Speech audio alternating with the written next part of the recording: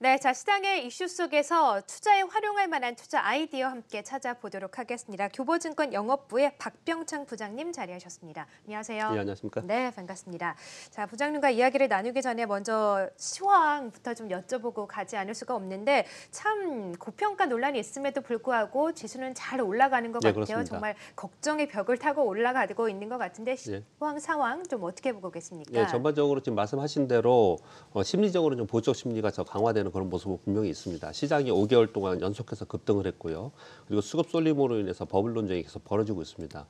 그럼에도 불구하고 저금리를 기조를 유지하겠다는 가이던스가 나오고 있고 그게 예탁금이 계속 지속 증가하는 그런 모습을 나타내고 있습니다. 그래서 유동성과 보수적 심리가 충돌하는 가운데 시장이 위쪽으로 가고 있는 상황이기 때문에 한마디로 표현한다면 시장은 위쪽으로 바라보고 있지만 변동성은 계속해서 커질 수밖에 없는 시장이다. 그렇게 보시면 될 것 같습니다. 네, 자 시장은 위쪽을 바라보고 있긴 하지만 그 안에서도 변동성은 또 염두에 둘 필요가 있다. 네. 이렇게 또 시장 상황을 말씀해 주셨습니다. 그만큼 변동성이 있다는 거는 우리가 또 시장에서 논란거리가 될 만한 이슈들이 상당히 많기 때문 아닐까 싶어요. 예, 앞서도 그렇습니다. 짚어주신 것처럼 고평가 논란도 그중에 좀 네. 하나일 텐데 시장의 지금 최대 이슈 어떤 걸로 보고 계십니까? 예, 지금 네. 나스닥이 신고가를 계속 올라가고 있는 상황이고요. 나스닥의 주요 그 대형 성장주들이 계속해서 올라가고 있는 상황입니다. 그쵸. 그래서 고평가 또는 버블 논란이 계속 이어지고 있습니다. 그럼에도 불구하고 시장은 뭐 거의 다 무시하고 계속 올라가고 있는 상황이거든요.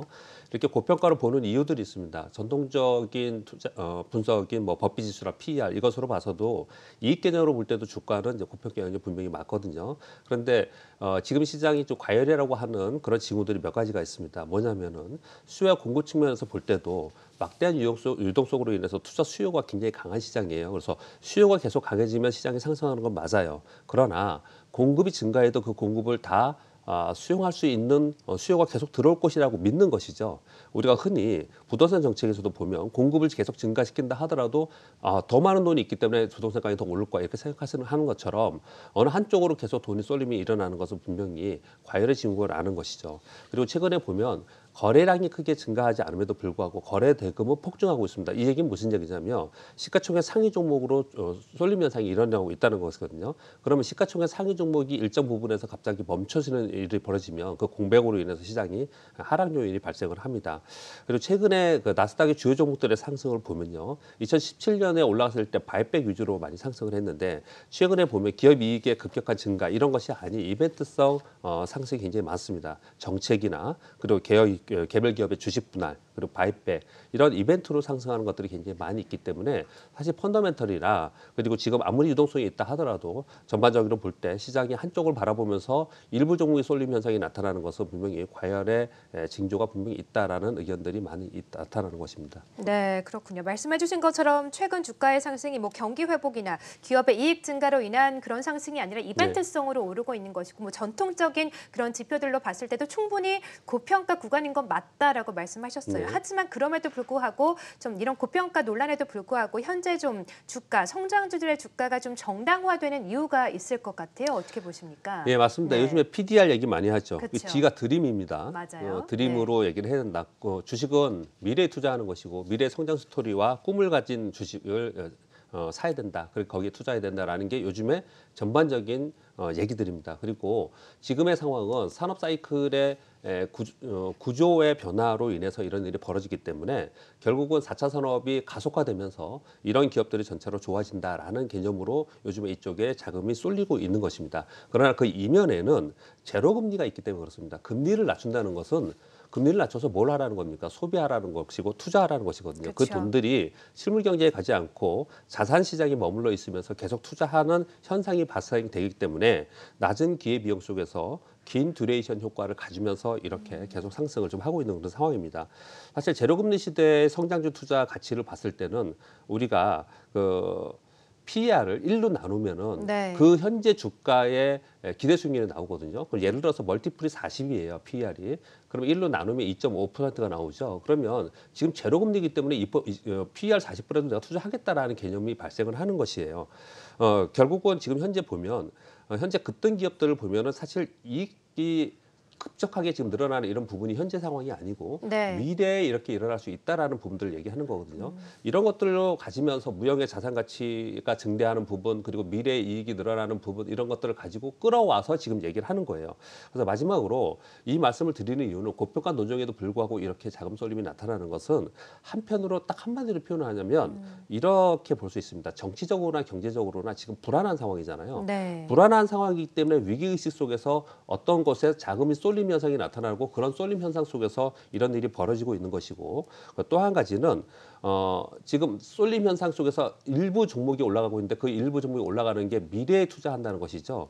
그 미래에 투자한다는 것은 이번 바이러스로 인해서 최초에는 바이러스 수혜 종목들이 올랐지만 지금은 그런 것이 아니고 바이러스 이후에 성장 기업들이 오르는 것이거든요. 그 성장 기업들이 실제로 수익이 일어날 수 있느냐의 차원에서 우리가 봐야 된다는 겁니다.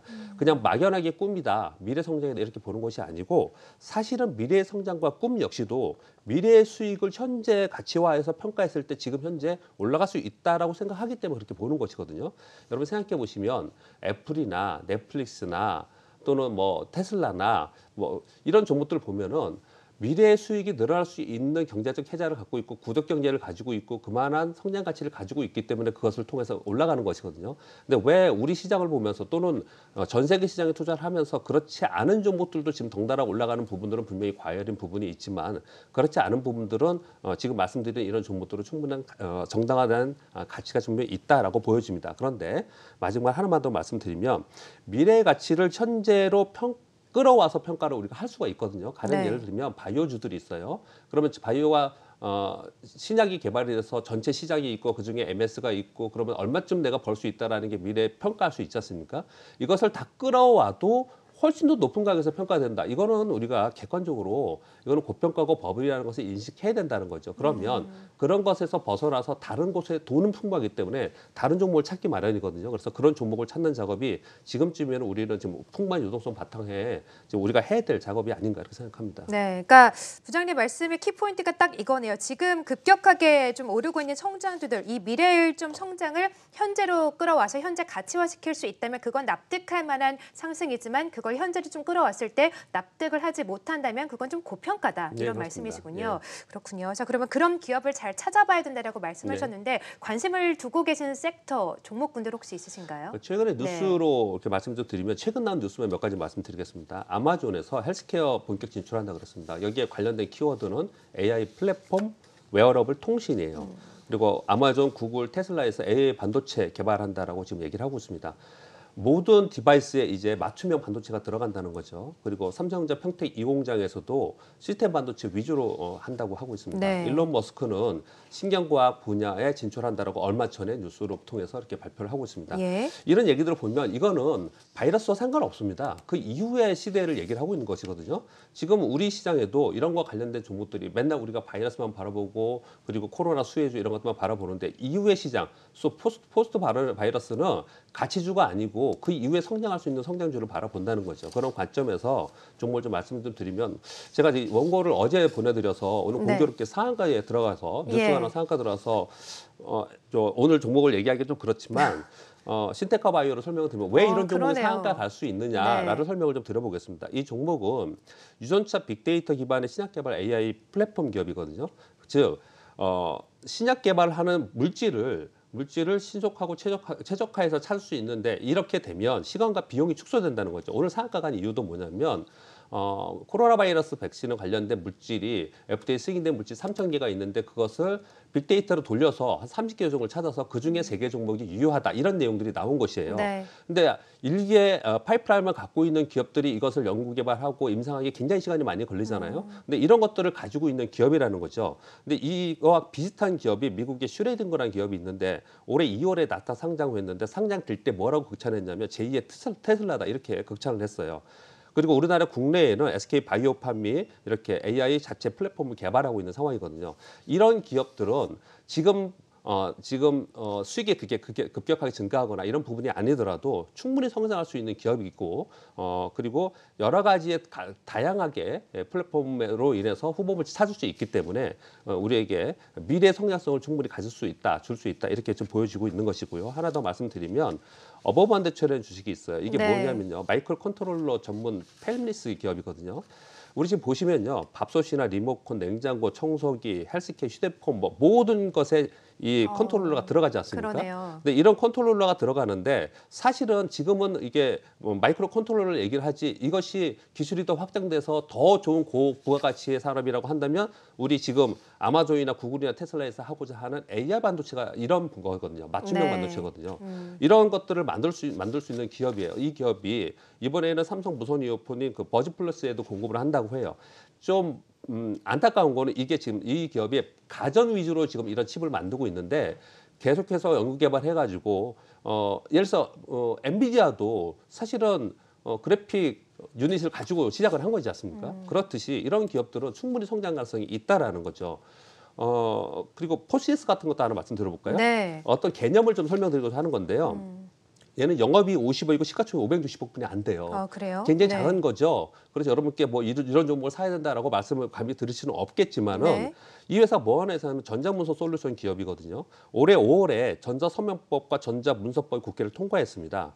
이제는 비대면 전자서명을 하는 이제 시대가 됐거든요.